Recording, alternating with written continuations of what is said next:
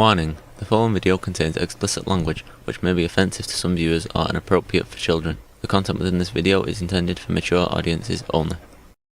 Warning: this video will contain spoilers for the 1997 animated series, Daria.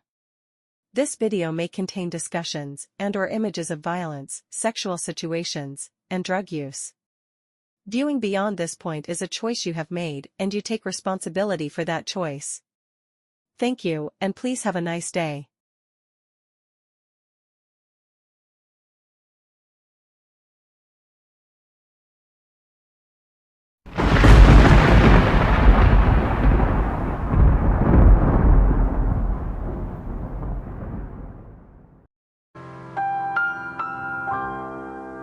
Hello and welcome to this video.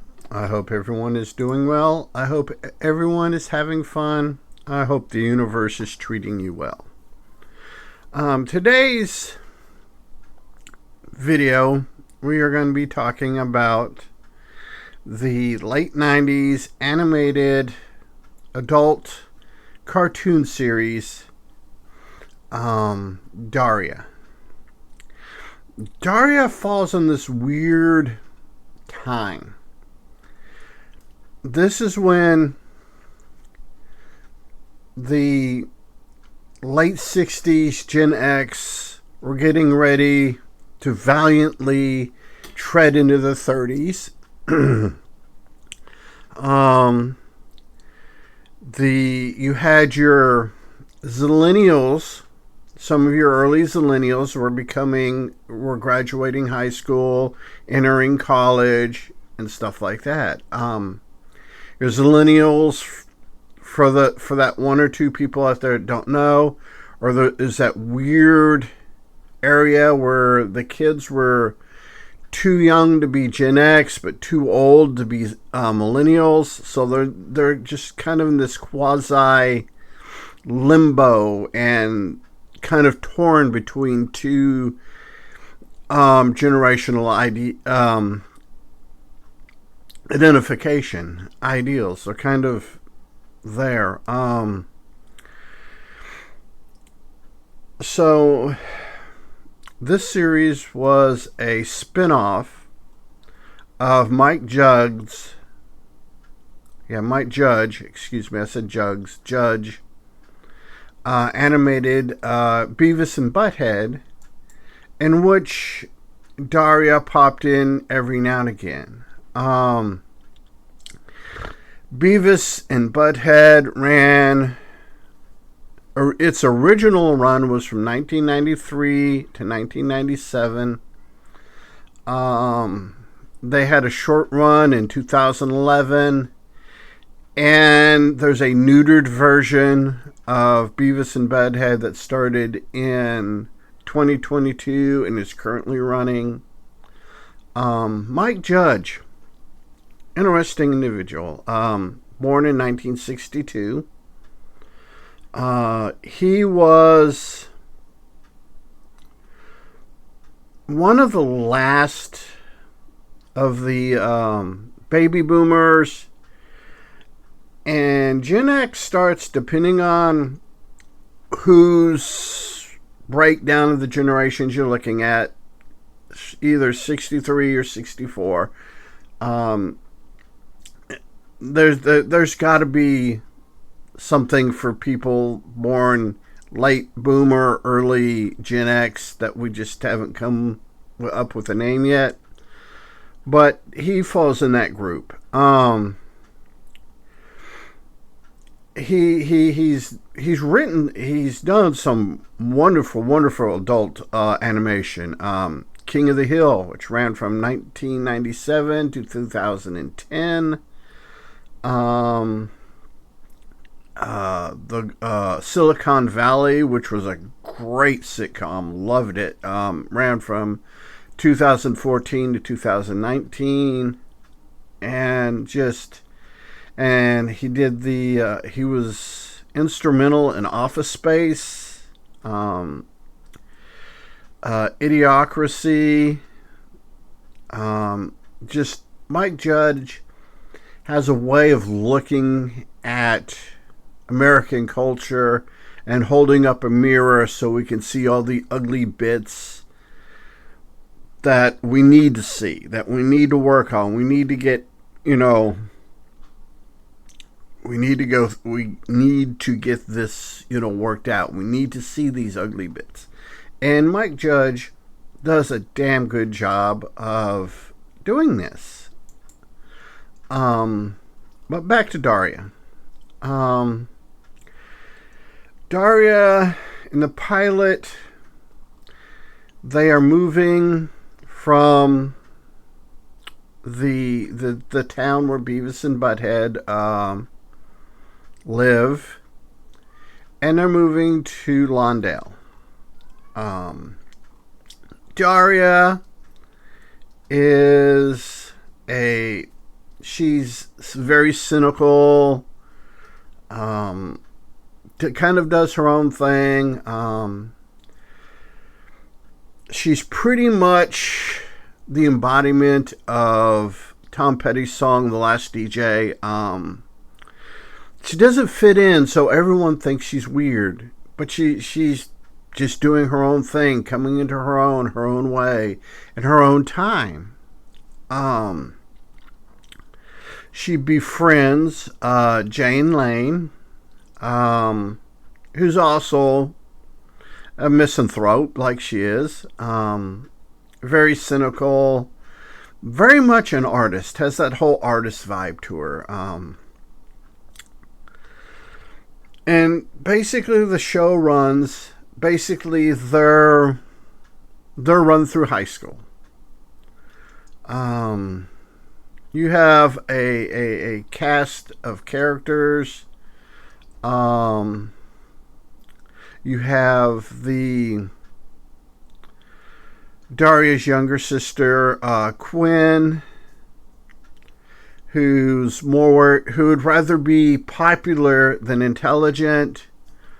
You've got Helen, who is Daria's mom, who would rather be rich than, have a family. You have supporting characters like Brittany Taylor, who is your stereotypical dingbat head cheerleader. Kevin Thompson, who is your typical brain dead jock, head football guy who's dating the brainless cheerleader. You have Trent Lane, who is Jane's older brother and basically a major crush for Daria. And it doesn't hide the fact that Daria gets moist, that Trent makes her horny. You have Mac Johnson or Michael Mac Jordan McKenzie, who is, they're very self-aware of this show, of him being one of the only black characters, and it's reinforced about how in the 90s, in the 80s and 90s, especially in your more mainstream live action sitcoms, you always had the token black character. How that was not a good thing. That shows needed to be more racially diverse. This was one of the first shows, and Mac was that character. He's very self-aware of, his place, what was going on, what the world around him was like, what reality was. And basically he's one of those mirrors that we look at and we see all the bullshit that we as society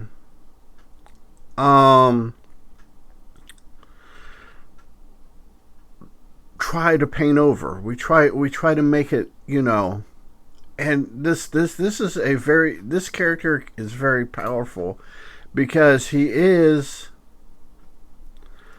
that he's got a girlfriend, Jody, and they make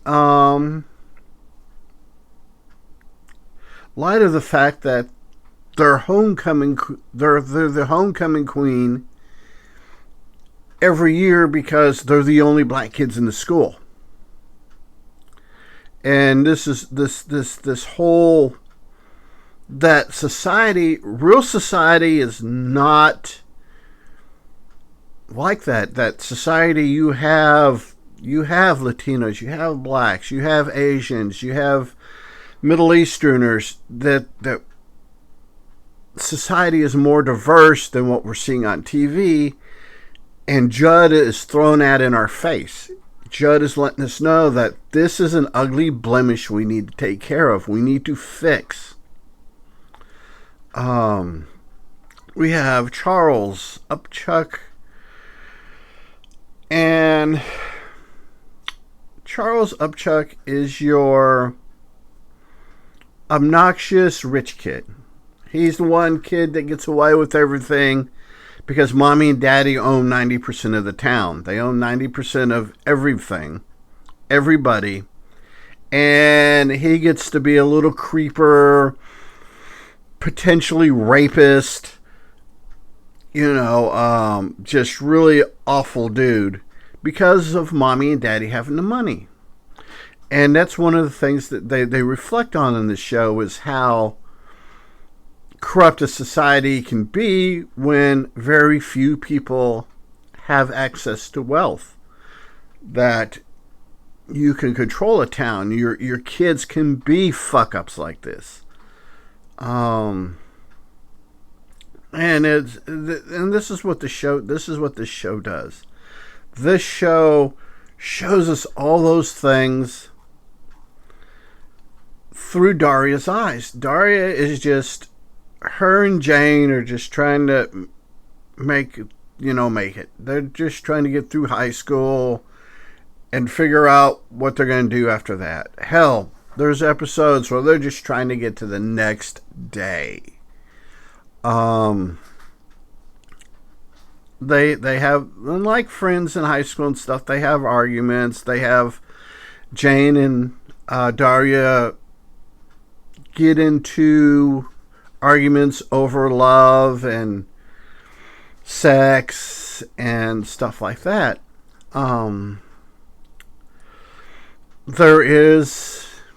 It's all done very creative way. It's done through innuendo and through entendre, that there might be some sexual tension between Daria and Jane.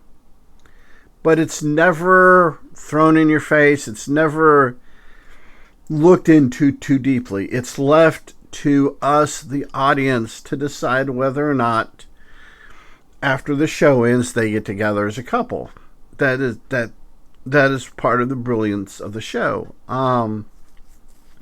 Like I said,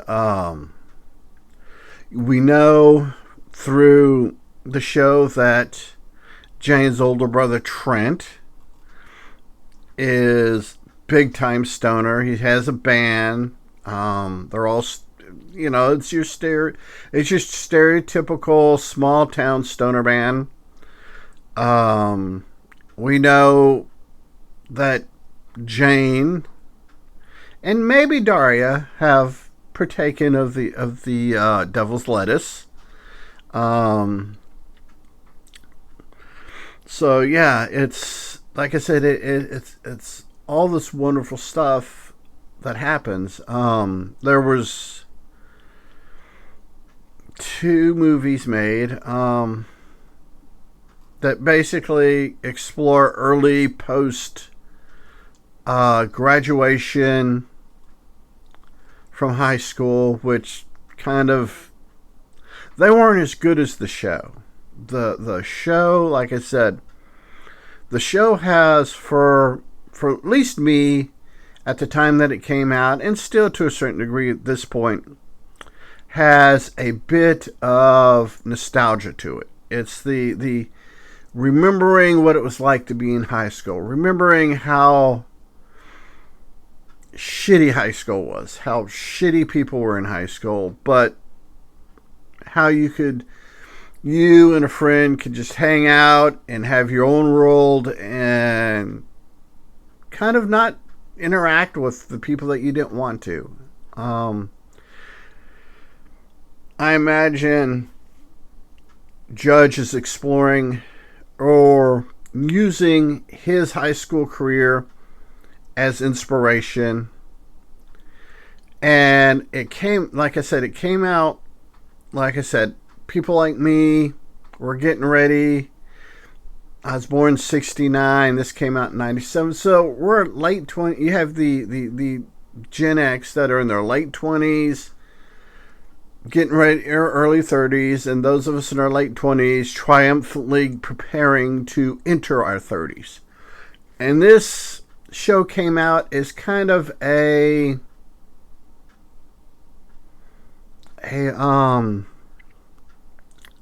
nostalgia fueled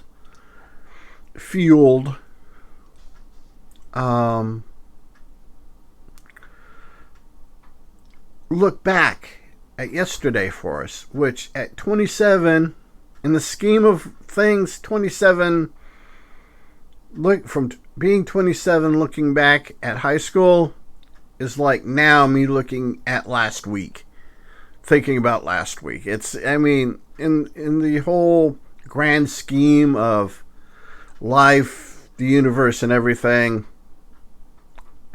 And for those kids your zillennials that were graduating from high school, your kids born, 78, 79, 80, 81, 82, right in there, that are in the process of finishing up high school and entering the adult world. This is it. This is a validation of their high school, their career, their childhood. And Judge did a really good job. The movies like Idiocracy, he did, Office Space and stuff like that. He looks at all that. He looks at Gen X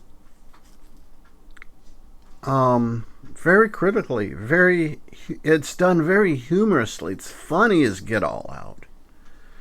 But you get to see,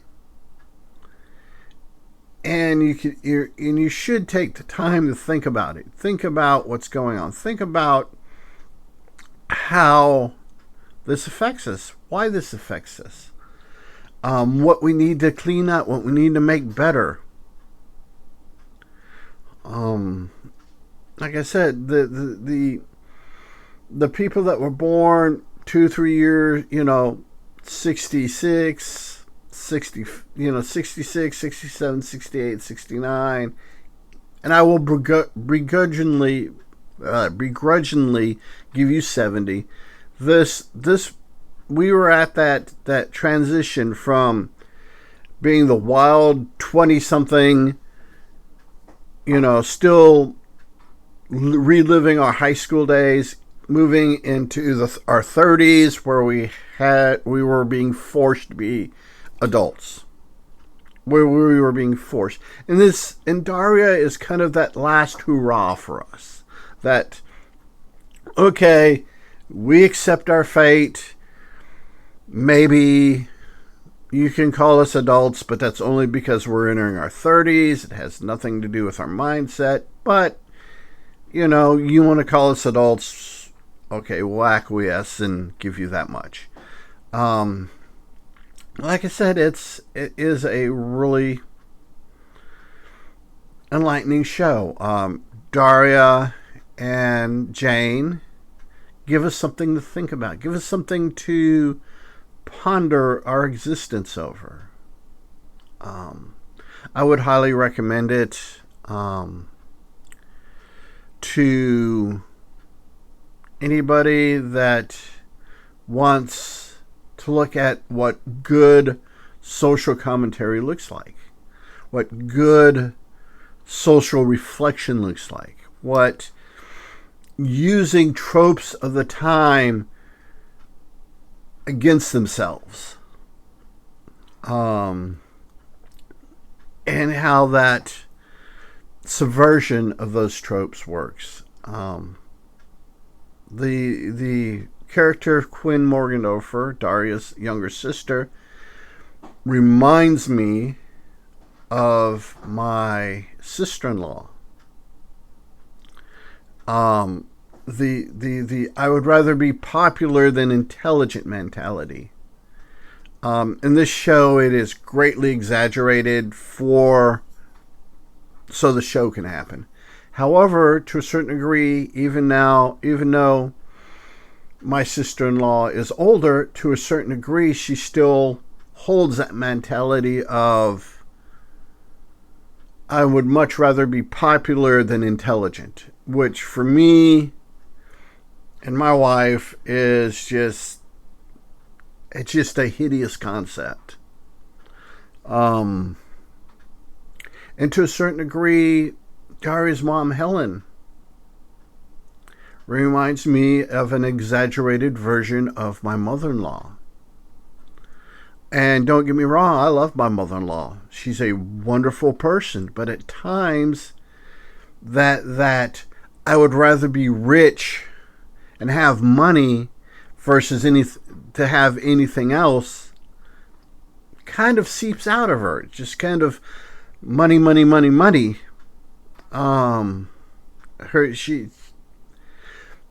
She's not an idolater of money, though at times she can come across that way, and it's just kind of unnerving. But it's not all the time, and it's not intrusively bad. It's just Helen is a reflection of a lot of women that in the late 70s and 80s that went into the business world, were strong, independent women that were constantly breaking glass ceilings, and how they got wrapped up and became doppelgangers of their male counterparts. And that's what they're showing. That's what it is. And like I said, there's a lot to absorb. You cannot. This is a series that, if you watch it from a critical standpoint, you watch it 3, 4, 5, 6, 7 times, and every time you watch it, you'll pick up on some of the nuances, some of the little things that help make it worth watching. There's actually a lot of really great fan art out there. Some fan fiction out there that's pretty good. As long as you stay away from the sexually charged stuff, because there are character combinations that they get weird. I've stumbled across those accidentally. And yes, it's accidental. The fan art, College Humor did a trailer for a live action, a fictional live action movie version of Daria, which is really good. Google it, live action Daria trailer or College Humor Daria trailer, and it is great. It keeps the spirit of the show alive. So, with all that being said, I'm going to go ahead and wrap this up here. Remember to be a good human. Be good to other humans. Peace. Hey, it's 10 p.m. Do you know where your children are?